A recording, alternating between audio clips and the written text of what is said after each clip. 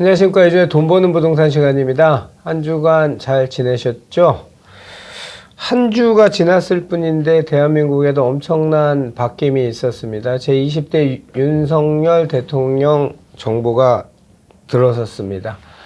오늘 아마 그에 관련된 얘기가 주제에 놓을 것 같고요. 오늘 제목 우리 앞에 다가올 모순된 현실 이란 주제로 이야기 나눠보도록 하겠습니다. 오늘도 부동산 지식, 정보, 통찰력을 전해주실 분은 주식회사 도시아공간 곽창석 대표님 나오셨습니다. 안녕하십니까? 네, 안녕하십니까? 한 주밖에 지나지 않았는데 네, 정부가 바뀌었네요. 그러니까요. 아주 근소한 차이로. 그러게 말입니다. 뭐 선거 당일날 아마 밤에 잠을 못 주무신 분들이 굉장히 많을 것 같아요. 거의 밤샌 분이 많더라고요. 예, 예. 예. 워낙 뭐 박빙이고 또 역전이 되고 해서 어쨌든 이렇게 뭐 거의 비슷한 수치로 당선이 됐기 때문에 이제 우리 부동산 쪽으로도 과연 이제 윤 정부에서 추구하게 될 비정상의 정상화 예, 과정이 얼마나 순탄하게 진행이 될지 그것도 이제 관심사입니다.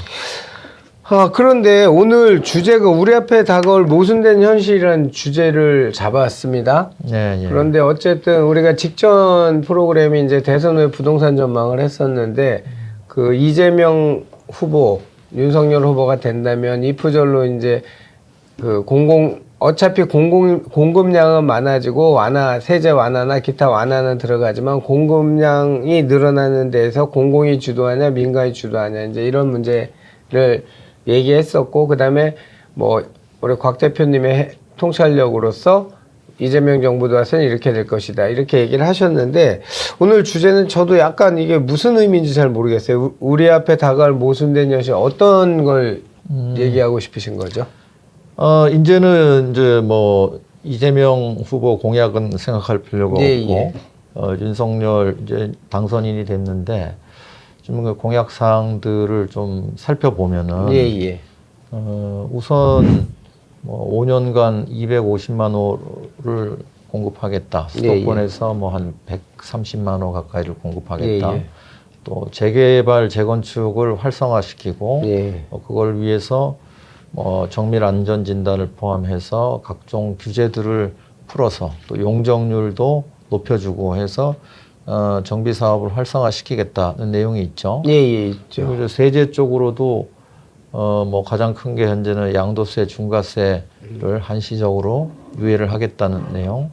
그다음에 종부세를 재산세와 통합하겠다. 이건 사실상 공약 때는 그렇게 얘기했지만은 뭐 이거는 뭐 종부세를 폐지하는 방향으로 추진하겠다 이렇게 받아들여야 될 것 같고요. 취득세도 결국 이제 뭐 1주택자도 완화시키고 다주택도 완화시키는 방향으로 가겠다. 또 이제 대출도 현재 뭐 이 대출 때문에 주거 사다리가 끊어졌다 이렇게 돼 있으니까 대출도 LTV도 완화해주고 이제 DTI도 일부 완화할 수 있다 이런 얘기들이 나오는 것 같아요.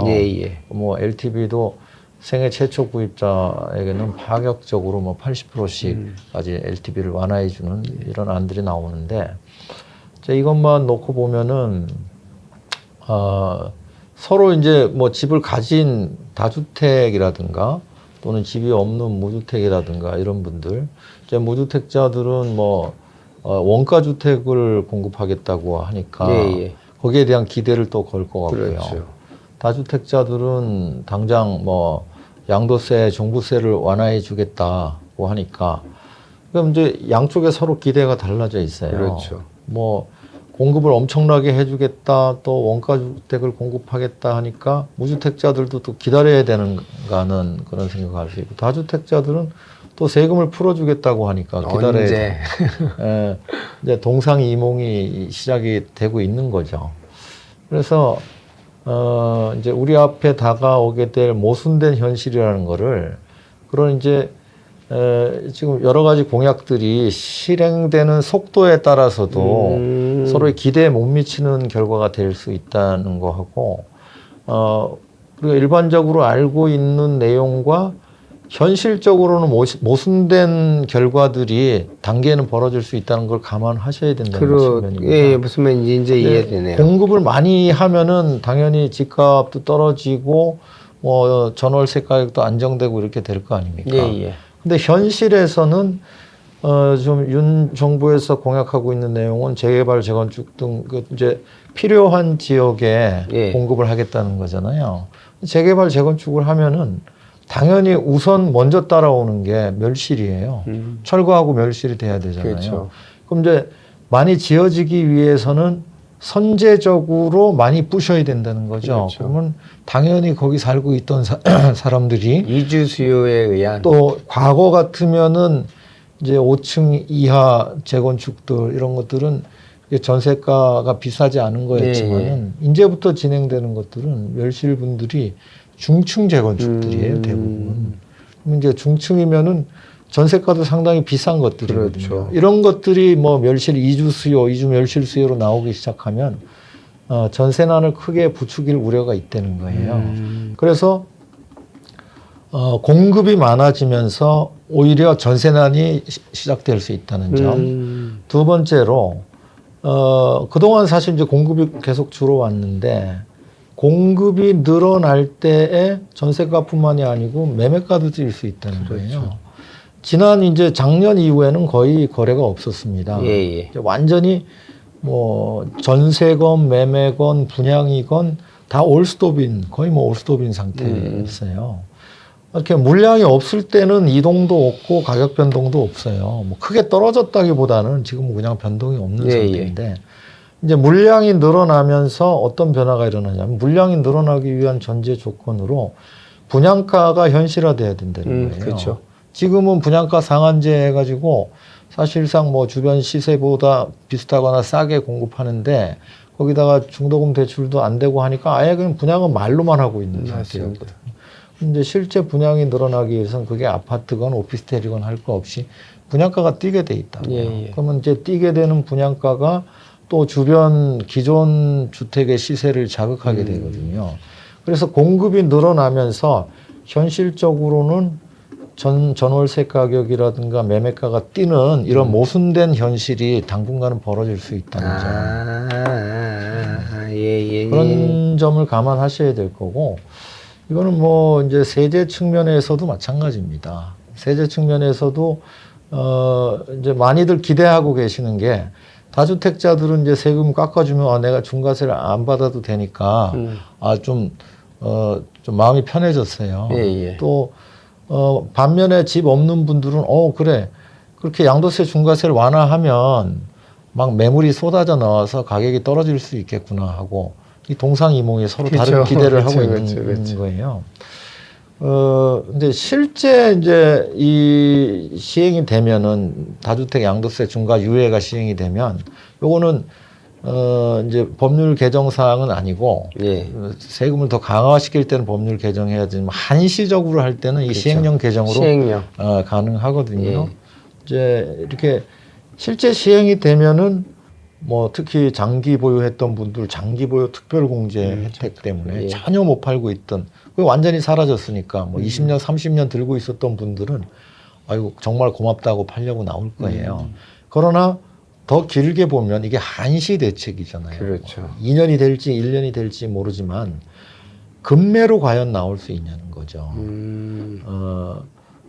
조금 더 기다리면은 요 제도가 없어질 텐데 그런 생각을 하게 되고 이제 지금 현재는 막 급매가 쏟아져 있는 상황이에요. 일시적 2주택에 대한 게 지난 3년치가 쏟아져 있다고 말씀을 드렸잖아요. 요건 이제 조금 있으면 마무리가 돼요. 소진이 되고. 이제 4월 이후의 변수로는 2018년 3월 이전에 등록했던 주택 임대 단기 사업, 단기 임대 사업자들 이게 이제 4년치가 끝나요. 매물이 좀 나올 수 있어요. 그거하고 더불어서 올해 지금 이제 양도세 중과세 완화 시기를 예측해 본다면은 바로 6월 달에 또 지방선거가 있기 때문에 지방선거 전까지 어떤 큰 변수를 주려고 하지는 않을 거예요. 그럼 6월 이후에 이런 것들이 나온다면은 그 사이 일시적으로 어떤 변동은 있을 수 있을 것 같아요. 4, 5, 6, 3개월. 그 시기에 대출 규제가 얼마나 이제 완화되느냐에 따라서 4, 5, 6 중간에 어떤 예. 그 매매 변동은 있을 수 있는데 이제 단기로서 현재 변수로 볼 수 있는 거는 대출 규제 완화의 속도 이렇게 봐야 되고 결국 이제 더 장기로 보면은 뭐 세제 개편이나 이런 거에 따라 변동이 될 수 있지만은 제가 말씀드리고 싶은 거는 결국 중요한 거는 장기라는 거예요. 그렇죠. 단기에 어떤 변동이 일어나든지 간에 내가 집을 구입해야 될 사람 입장에서는 장기적으로 이 주거가 안정될 수 있는가. 그거는 이제 전세나 월세가 안정될 수 있는가에 달려 있거든요. 그렇죠, 그렇죠. 매매 자꾸 지금 시장에 너무 깊이 개입돼 있기 때문에 매매에 영향을 미칠 수 있는 여러 변수들을 너무 복잡하게 고려하다 보면 세금도 종부세나 취득세는 매매가를 올리는 쪽으로 작용하지만 예. 양도세는 단기적으로는 떨어뜨리는 방향으로 작용하고 또 장기적으로는 올리는 방향으로 그렇죠, 굉장히 복잡하거든요. 복잡하죠. 또 실제로 어떻게 액션을 할지를 믿을 수가 없어요. 그래서 그런 걸 다 고려하기보다는 현재 임대료가 계속 올라갈 수 있는 구조냐 아니면은 떨어질 수 있는 구조냐 여기에 초점을 맞추셔야 된다는 거예요. 그래서 오히려 지금 양도세, 중과세 이후에도 모순된 현실이 펼쳐질 거로 보입니다. 예. 서로 기대가 다르지만 막 이렇게 무주택자 기대하듯이 양도세, 중과세 완화를 하니까 싼 금매가 쏟아질 거다 이런 기대도 현실로 와닿지는 않을 거라는 그렇죠. 거예요. 실지가 될지 안 될지는 예. 지금 퀘션이죠. 예, 지금처럼 금매로 안 나올 가능성이 매우 높다고 봐야 되고 한시적이기 때문에 또 다주택자가 기대하듯이 내가 양도세, 중과세를 피해서 이제는 좀 내가 빠져나갈 수 있겠구나, 뭐 내가 원하는 가격을 받고 팔 수 있겠구나 하는 그런 현실도 오지 않는다는 거예요. 이제 정상화, 지금은 시장의 비정상의 정상화 과정으로 가고 있습니다. 그렇죠. 이 정상화가 진행될 때까지는 상당한 시간이 걸려요.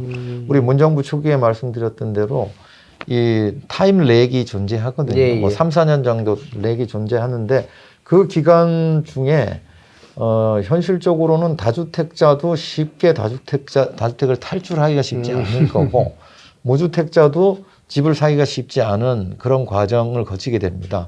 그러나 방향은 결국은 이런 뭐 정부의 정책보다는 시장의 임대료가 어떻게 될 건가. 우리 이제 문정부 시작할 때 제가 말씀드렸겠지만은 시작할 때는 우리가 GDP 대비한 주거비 비율이 예.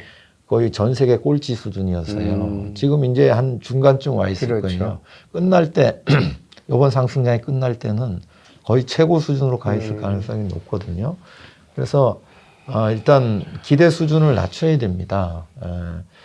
이제 무주택자도 뭐 장기적으로 임대료가 오른다면 특히 올해 8월에 이제 뭐 계약갱신 청구권 행사가 네. 어려워진다면은 굉장한 위험에 노출돼 있거든요.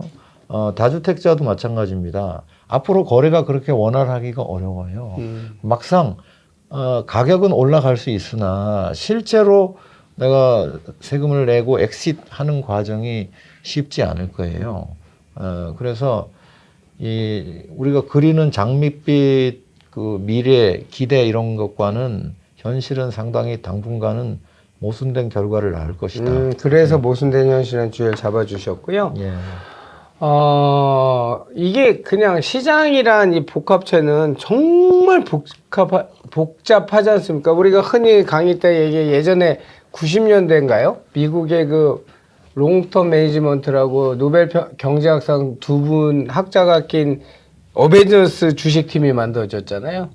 매년 승승장구하다가 부도가 났죠. 부도 난 이유는 시장의 니즈를 담은 파생 상품이라는 상품을까지 다루다 보니까 이거는 예측이 불가능한 분야이잖아요. 그래서 그 롱텀 매니지먼트인가 그 혹시 이름이 틀렸으면 이해하시고요. 하여튼 그런 어벤져스 주식팀이 있었는데 시장을 변동성이나 복잡성을 이해하지 못했기 때문에 파생상품이라는 말 그대로 파생상품은 계속 파생이 되는 거잖아요. 이해를 못해서 부도가 났다 아주 유명한 사건이 있듯이 부동산 시장이 우리 곽창석 대표님 지금 오늘 얘기하신 것처럼 어떤 명제를 주면 그걸 다 쫓아가는 게 아니고 세제, 법, 시행령, 시행규칙, 조례 모든 것들이 다 조화롭게 돼야 시장에서 이제 반응을 하기 시작할 거 아니겠습니까? 그렇습니다. 그런데 우리 기대는 지금 이제 좌파 정부에서 우파 정부 넘어왔으니까 민간이 주도하는 부동산 시장이 될 거니까 금방 바뀔 것이다라는 기대와